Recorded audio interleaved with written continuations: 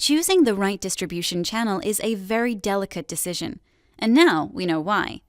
Let's spend a few minutes and learn about the different types of channels and how each is formed. When we talk about consumer products, we can pick from one of the following 4 options.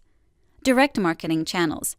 These comprise producers selling products directly to consumers. The advantage of this type of channel is the producer can establish a direct relationship with clients, own their data, and manage their experience. However, this comes at the expense of higher costs and organizational difficulties. Tesla is a great example of a company that sells directly to end users. To buy a Model S, you can simply order it on their website. This means cutting the middleman's margin. The price for the end customer is not increased due to dealers' commissions. Producers can involve retailers who will sell to final customers. So, for example, Walmart buys many products directly from producers. The company can do that because its trade volumes are enormous and it can reach out directly to producers. The third channel we have involves a producer, a wholesaler, a retailer, and final customers.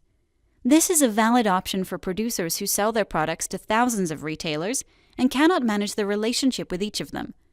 The retailers in this channel will be smaller shops or retail chains that do not have significant trade volumes and need the services of a wholesaler who buys from producers. And finally, the fourth channel is the one involving agents. It is useful for new products that need a stronger push. Agents can leverage their connections and strong sales skills, communicating with wholesalers and retailers and convincing them to try selling the new product. These are the 4 types of channels we can have when selling consumer products. What about industrial products? The picture we see here is very similar, isn't it? There is a slight difference in some channels used here. The direct channel is much heavier as it accounts for over 50% of sales. This occurs because industrial goods are very expensive and have a high degree of customization, and it makes sense to have direct contact with the customer. Business clients prefer having direct contact with their supplier, even if it means a more expensive service. Their main concern is risks. Therefore, they are unwilling to lose valuable time when implementing a solution. The other 3 channels are similar to the ones we saw for consumer products. We can have a distributor or an agent who serves as a link between producers and business clients, or have both a distributor and an agent. The relationship between producers and distributors will have 3 main dimensions: logistics, financials, and information. Things are easier to agree about on the technical side of logistic issues. The producer company will ship its products to distributors, who will deliver them to final customers. And if something goes wrong, clients will return the product to the distributors, who will send it back to the producers. These procedures are easy to standardize and should be the point of lowest resistance in the relationship between producers and distributors. Things become different when money comes in play.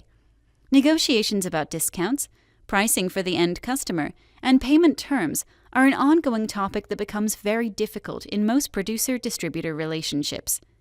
The easier it is for distributors to replace the firm's products with the ones offered by competitors, the greater the leverage they will have at negotiations. The last aspect we mentioned is information. One of the bigger drawbacks of working with a distributor is they have all your client information. And what is worse, in some situations, they might refuse to share it with you as they consider it their own asset. Every firm wants to know more about its customers, and what if someone else owns that information? Well, obviously, that's a problem. In an ideal world, the relationship between producers and distributors would be flawless. Both parties will value each other, will be determined to share profits in a fair way, and will work together in the long run. The truth is, however, we live in the real world, and producer-distributor relationships are rather complex and require willingness for concessions on both sides.